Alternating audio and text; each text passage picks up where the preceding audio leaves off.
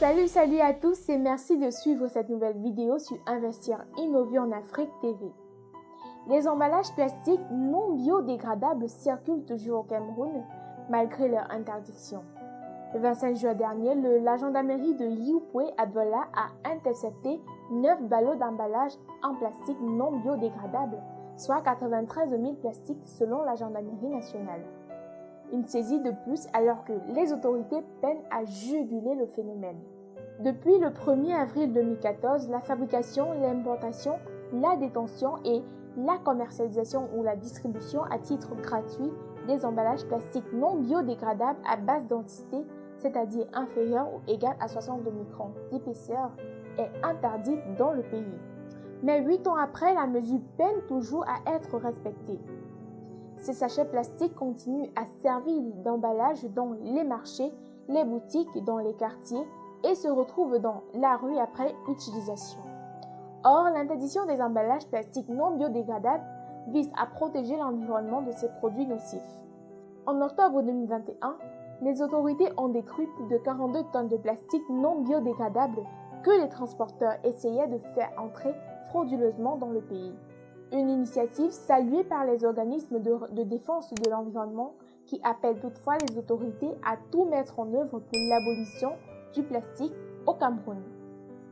Selon les statistiques officielles, la matière plastique représente environ 10% des 6 millions de tonnes d'ordures produites chaque jour au Cameroun.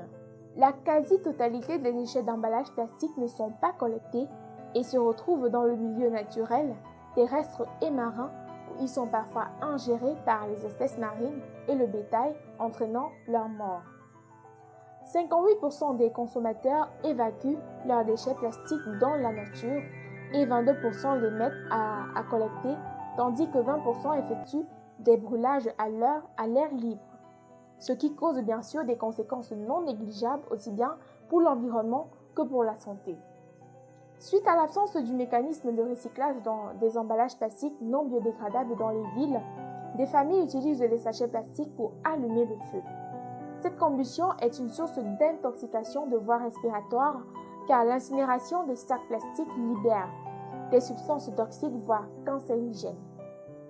L'inhalation répétée de ces substances toxiques lors de la combustion des sachets plastiques provoque donc l'installation progressive d'une bronchite chronique appelée bronchite chronique chimique. D'autres encore utilisent les plastiques pour couvrir les aliments pendant la cuisson. Les métaux lourds tels que le plomb, le cadmium présent dans le plastique suite à la chaleur vont se dissoudre dans les aliments et ainsi être une source d'intoxication alimentaire. Si la majorité de la population se retrouve intoxiquée, comment l'économie prospérera-t-elle donc? Sur le plan environnemental, notons en premier lieu les insalubrités, qui est l'une des causes principales des inondations.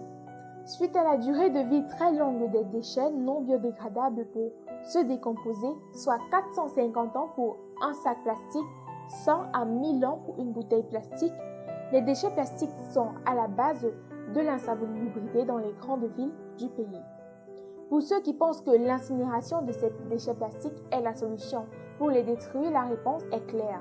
Cela aggrave encore la situation. En plus de l'intoxication, il y a aussi la contribution à l'accroissement de la présence des gaz à effet de serre dans l'atmosphère. Pas étonnant donc que nous observions aujourd'hui de grands changements climatiques au travers de par le monde. Les emballages de plastique non biodégradables causent beaucoup de conséquences à la faune sauvage. L'injection de déchets plastiques est une autre cause de mortalité qui affecte environ 660 espèces. Les oiseaux de mer piquent les morceaux de plastique flottants et les tortues les confondent avec des méduses. Et face à l'interdiction du gouvernement et les conséquences que les emballages plastiques présentent, au lieu de disparaître, le plastique est devenu plus cher. Selon l'ONG Greenpeace Afrique, c'est la corruption qui entraîne la présence des emballages plastiques sur le marché camerounais malgré leur interdiction. Comment elle se passe, cela reste à voir, mais toujours est-il que le Cameroun doit revoir sa stratégie de lutte contre ce fléau. Surtout, le pays doit proposer une alternative à ces emballages peu coûteux pour permettre aux commerçants de mener à bien leurs activités. car le manque d'alternatives constitue peut-être l'une des raisons pour lesquelles la population a du mal à se défaire de cet outil dans les commerces et même à la maison. Et vous, comment pensez-vous qu'on puisse véritablement éradiquer le phénomène des emballages plastiques au Cameroun? Dites-le nous en commentaire, sans oublier de vous abonner et de liker, ainsi que de partager. Bien sûr, restez fidèles à Investir Innover en Afrique TV.